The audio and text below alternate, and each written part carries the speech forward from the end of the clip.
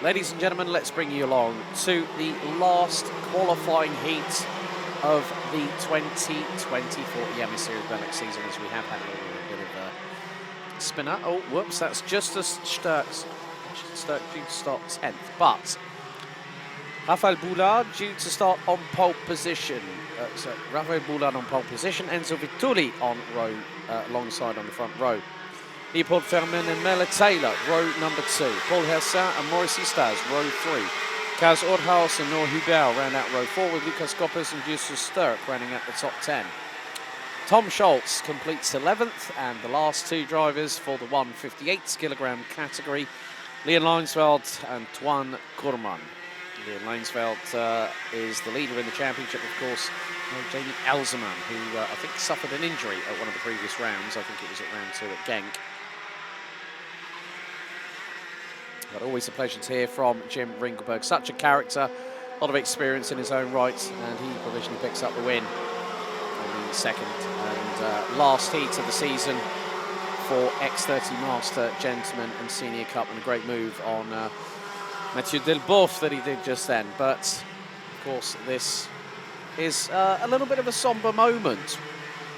Just to think, on the 29th of March, 2024, we started all these qualifying heats, and now this is the last one. After this, we've got 4 more races to go. And for those wondering, so it's going to be mini final at 16:40. So we're going to have a little break between this race and then, of course, there's going to be championship points to be calculated and tallied, ready for my spreadsheet to go like the clappers for the last 4 races of the season.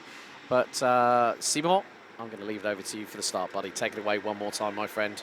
Oui, voilà, merci. Le temps que je revienne de l'interview avec Jim Ringelberg, qui était déjà très content de son rythme affiché depuis le début de ce week-end, et il était aussi déjà pratiquement en train de célébrer déjà son titre de champion dans la catégorie X30 Master, lui qui a dominé une bonne partie de cette saison, avec notamment une victoire du côté de Genk et Edo Stricourt au compteur. Place maintenant à la catégorie K100 avec Raphaël Bourlard en tête, en pole position, avec à ses côtés Enzo Vitulli qui a réalisé une très très belle qualification tout à l'heure, qui a été un tout petit peu moins chanceux ensuite dans la première manche. Il a l'occasion de prendre sa revanche. Ici, Raphaël Bourlard qui entame cette course, donc le premier virage qui est entamé, qui est abordé sans trop de problèmes par l'ensemble du peloton, toujours emmené par Raphaël Bourlard.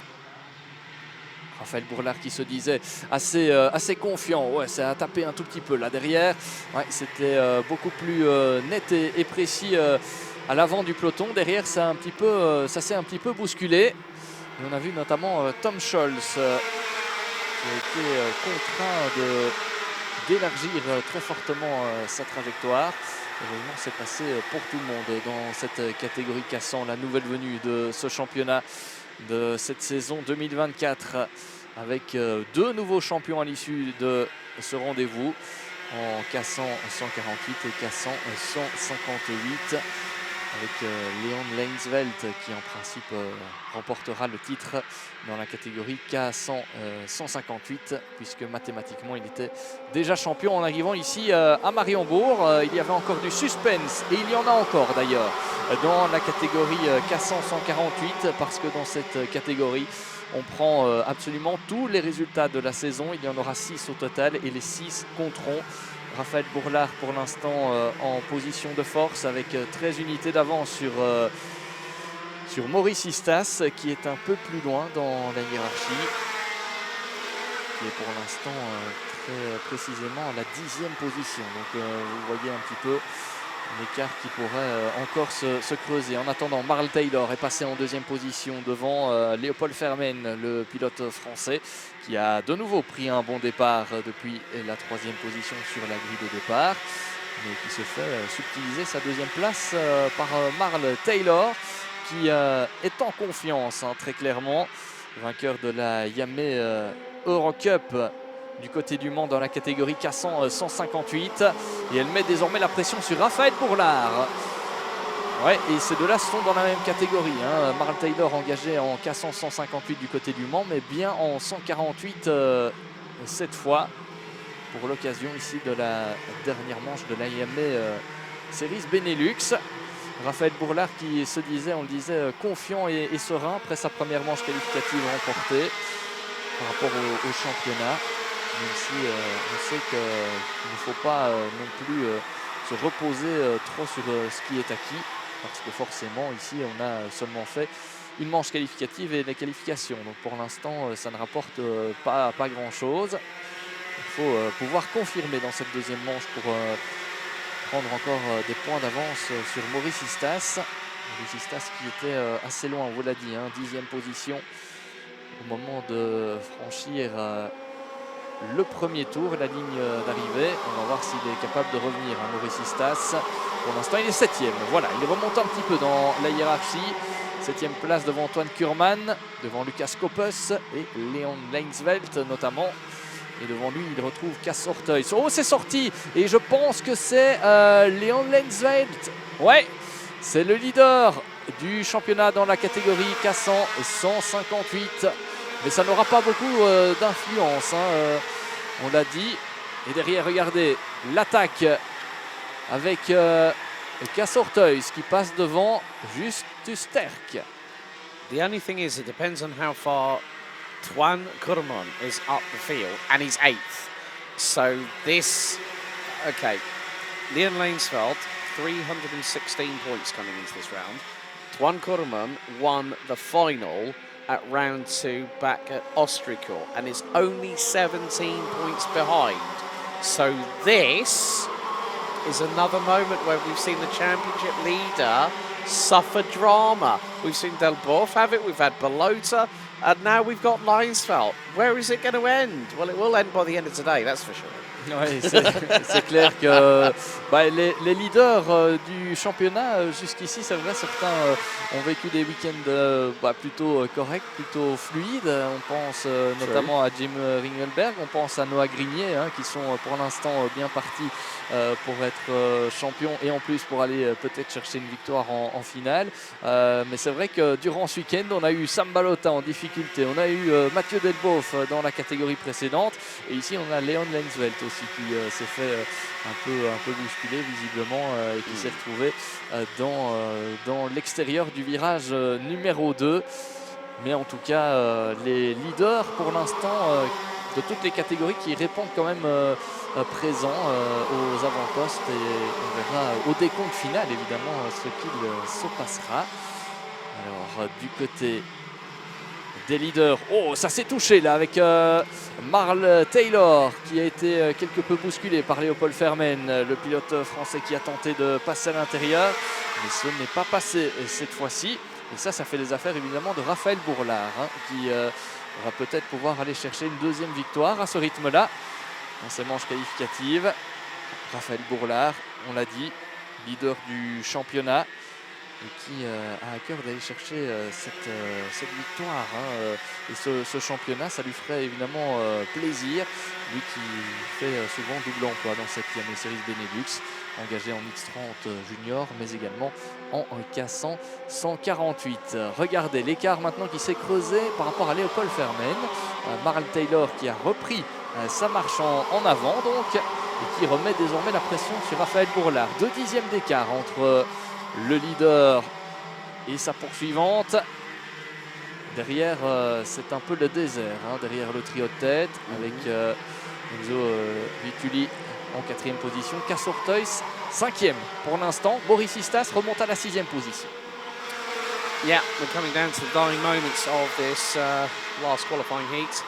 It's been interesting to have KA100 as a new class joining us. Obviously, a lot of people were hoping for shifters, myself included. But you know what? Sometimes, as much as people don't like change, there's always change. You can never stop progression.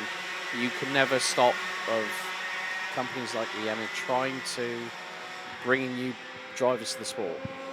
And as I said about the cost-effective nature of the Reject IAME 100cc engines that these drivers, a very different noise to what we hear from the 125 X30 and the Mini 60s. that we normally have, but they're still able to have some really, really close racing, and I think that's one of the best things that you can have. If you can bring it on a platform that's comparable for everybody and it's adaptable to multiple chassis, that's the beauty of karting here. And we are getting a real good battle. That is a little bit further back down the order as those three make their way. Looks like Autotas, I think, is possibly stuck in the middle of that. So that is going to be Vituli and Morris Istas, I believe, judging by the liveries, as they make their way through out of Escargot. But 2 minutes and 20 to go, plus an additional lap. There are some really good scraps, even if it isn't at the front end of the field. 2 minutes et 1 tour encore au programme de cette dernière manche qualificative de la saison, avec un trio de tête inchangé. Raphaël Bourlard qui a repris quelques dixièmes à Marl Taylor, 4 dixièmes désormais. Et puis on retrouve en 3e position Léopold Fermen. Derrière, ça se bagarre pour la 4e position, notamment avec Enzo Vituli. Et ici, on voit Maurice Istas passer en 5e position devant Cassorteus. Belle manœuvre de dépassement au virage numéro 3. Et Cassorteus n'est pas en mesure de répliquer. Donc c'est une bonne opération pour Maurice Istas, qui va maintenant peut-être revenir sur Enzo Vituli pour pourquoi pas aller chercher la 4e place. Ouais, et il faudra surveiller là aussi l'évolution du classement du championnat. On sait qu'il est arrivé ici avec 13 unités de retard sur Raphaël Bourlard, qui est bien parti pour aller marquer le maximum de points ici. Donc pour Maurice Istas, il faut absolument limiter les dégâts pour encore pouvoir éventuellement espérer ce titre de champion, le premier de l'histoire dans cette Yamaha Series Benelux pour cette catégorie.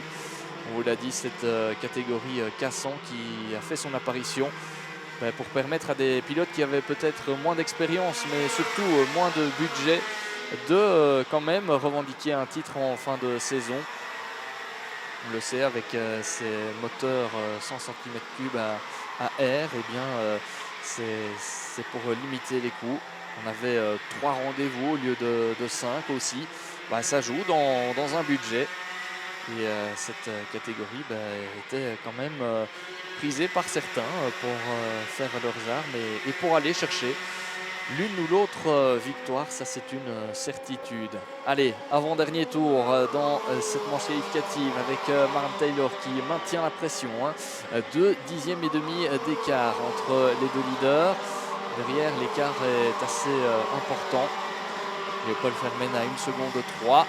Enzo Vituli à 5 secondes 9.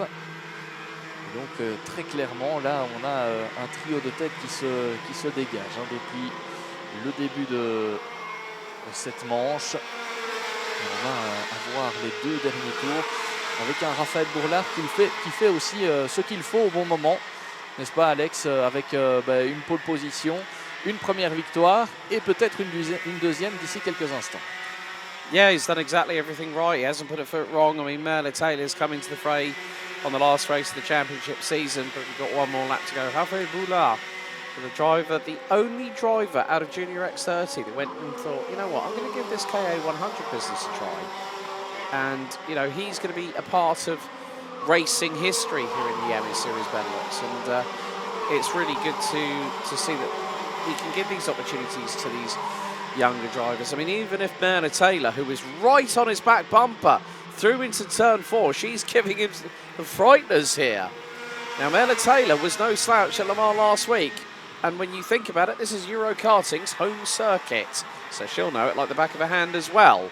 And more to the point, Raphaël Bourlard, will want to get a maximum score on the board, and that'll be that'll be 4 out of 5 maximum scores, and that'll put him on 396 points going into the final race of the championship season, where it all gets decided. A little bit of a rub on the back bumper.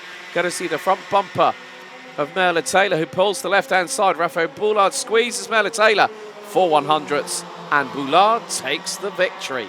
That's it for the last qualifying heat of the season. My goodness. Ouais, la dernière manche qualificative qui s'est jouée, tenez-vous bien, pour 40 millièmes de seconde. Raphaël Bourlard qui s'impose ici et qui effectue le parcours sans faute jusqu'à présent. La pole position, la victoire en manche 1, la victoire en manche 2 et donc pour l'instant le maximum de points engrangés à l'issue de ces manches qualificatives.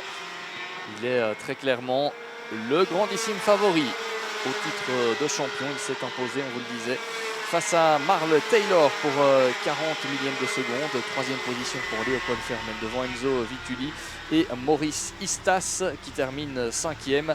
Sixième position pour Cass Orteus devant Lucas Koppes. On retrouve ensuite Noah Hubert, Justus Sterck, Tom Scholz pour compléter le top 10. Et puis on retrouve Toine Kurman, Paul Hersin et Leon Leinsveld. C'était la deuxième manche qualificative de la catégorie K100. C'était la dernière manche qualificative de la saison. Place maintenant au final. Well, ladies and gentlemen, that is it. The last qualifying heats of the championship season in the books, and we have just under half an hour to go to the last set of finals for 2024. First of all, we'll go to Mini, then Mini Rookie. Then we'll have X30 Senior Gentleman, or Senior Cup and Gentleman and Masters. And then closing out the show will be KA100. We're going to be right back just before 4:30 this afternoon. Join us then as we close out the season in the best way possible with great racing out on track.